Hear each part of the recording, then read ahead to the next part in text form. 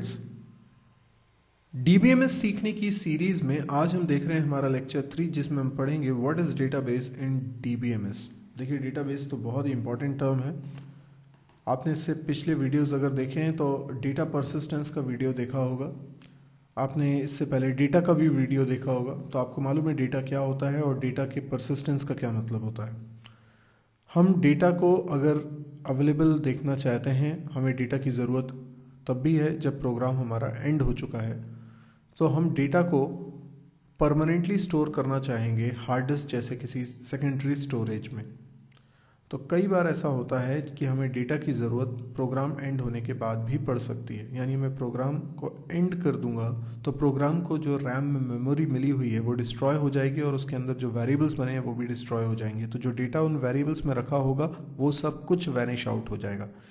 तो हम नहीं चाहते कि डेटा वैनिश आउट हो, हम चाहते हैं डेटा अवेलेबल रहे, कहीं ना कहीं स्टोर हो जाए।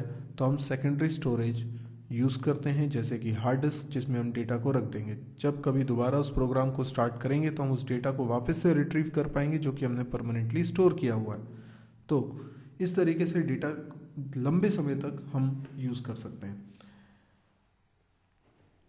डेटा जब भी हम सेकेंडरी स्टोरेज में रखते हैं तो हम उसे फाइल के अंदर रखते हैं। ये फाइल्स क्या हैं? ये ऑपरेटिंग सिस्टम का कॉन्सेप्ट है, जिसके तहत वो हार्ड डिस्क में रखे बहुत सारे डेटा को सेपरेट कर पाता है। यानी लॉजिकली हमारे हार्ड डिस्क के अंदर बहुत सारा डेटा रखा है, सॉन्ग्स रखे हुए हैं, कई सारे सॉन्ग्स रखे हैं, कई सारे फोटोग्राफ्स रखे हैं, कई सारे डॉक्यूमेंट्स रखे हुए हैं, और हर एक डेटा दूसरे डेटा से सेपरेट हो सके इसके लिए एक कॉन्सेप्ट बनाया गया फाइल का। तो ऑपरेटिंग सिस्टम इसको मेंटेन करता है। ऑपरेटिंग सिस्टम की नज़र में हर फाइल एक अलग डेटा कंटेन कर रही। Now what is database? A software application most of the times required to store relevant information in the secondary storage. जब हम कोई सॉफ्टवेयर एप्लीकेशन बनाते हैं, फॉर एग्जांपल हम एक एप्लीकेशन बनाते हैं होटल मैनेजमेंट की।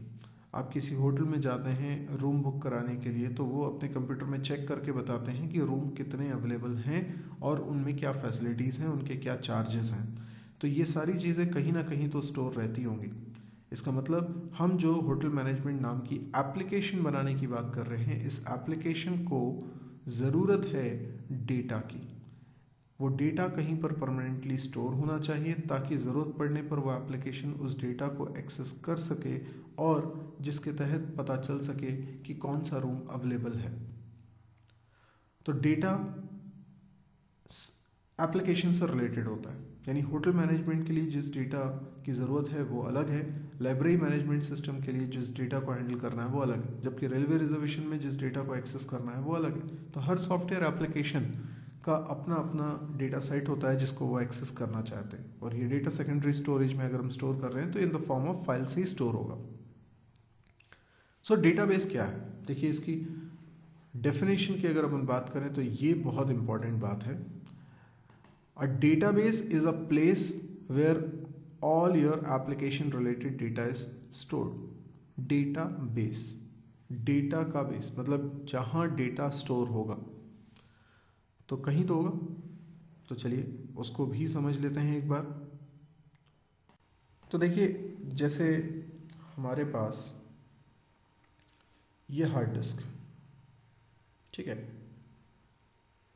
और हम ये चाहते हैं कि लाइब्रेरी मैनेजमेंट सिस्टम का डेटा हम स्टोर करें। तो इस डेटा को स्टोर करने के लिए हमें लगेंगी कुछ फाइल्स। ज़रूरी नहीं कि एक फाइल, कई सारी फाइल्स। ये कई सारी फाइल्स मिलकर लाइब्रेरी मैनेजमेंट सिस्टम के डेटा का रिपोजिटरी है। मतलब लाइब्रेरी मैनेजमेंट सिस्टम से रिलेटेड जितना भी डेटा है वो सब कुछ इन फाइल्स के अंदर स्टोर है। सिमिलरली हो सकता है होटल मैनेजमेंट सिस्टम की बात करें तो होटल मैनेजमेंट सिस्टम में हमें रूम्स की इंफॉर्मेशन रखनी पड़ेगी, रूम्स में जो फैसिलिटीज़ हैं उसकी इंफॉर्मेशन रखनी पड़ेगी। इस तरह से हमें बहुत सारी इंफॉर्मेशन रखनी पड़ेगी और ये सारी इंफॉर्मेशन भी कई सारी फाइल्स में स्टोर होगी ऑर्गेनाइज्ड वे में। तो ये सारी फाइल्स मिलकर आपके होटल मैनेजमेंट के सॉफ्टवेयर का डेटा स्टोर कर रही। तो ये क्या है?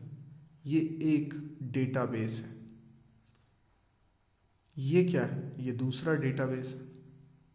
So database is a place where you store all your application data. तो हार्ड डिस्क में या सेकेंडरी मेमोरी में वो जगह जहाँ पर हम ये फाइल्स रख रहे हैं, मतलब वो जगह जहाँ पर हम डेटा रख रहे हैं, क्योंकि डेटा फाइल में ही होगा। तो ये जो प्लेस है, this is called database, right. So one application data can be stored in a bunch of files। बिल्कुल सही बात है, एक एप्लीकेशन से रिलेटेड बहुत सारा डेटा है, उसको हम प्रॉपरली ऑर्गेनाइज करके रखना चाहते हैं, तो हो सकता है एक से ज़्यादा फाइल्स की ज़रूरत हो।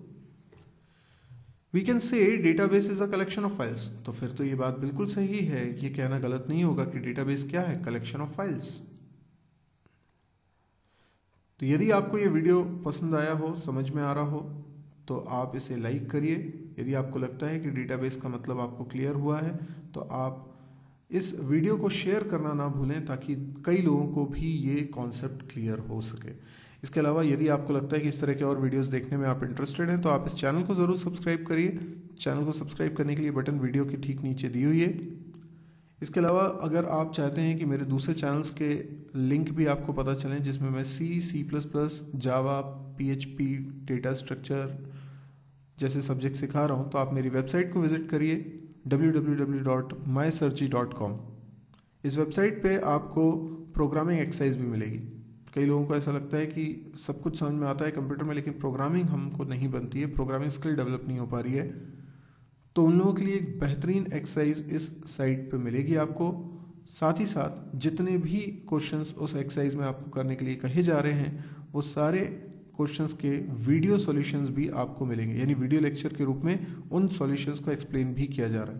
तो ये आपके लिए बहुत अच्छा प्लेटफॉर्म हो सकता है, तो आप इस साइट को ज़रूर विजिट करिएगा। यदि आपको इन वीडियोज़ में कोई डाउट आ रहा है, कुछ पूछना चाहते हैं, तो आप कमेंट के ज़रिए भी अपनी बात मुझ तक पहुंचा सकते हैं, या फिर मेरा फ़ोन नंबर दिया हुआ है, आप इसमें मुझे मैसेज भी कर सकते हैं। यही मेरा व्हाट्सएप नंबर है, आप चाहें तो इसमें मुझे व्हाट्सएप मैसेज भी कर सकते हैं। Thank you.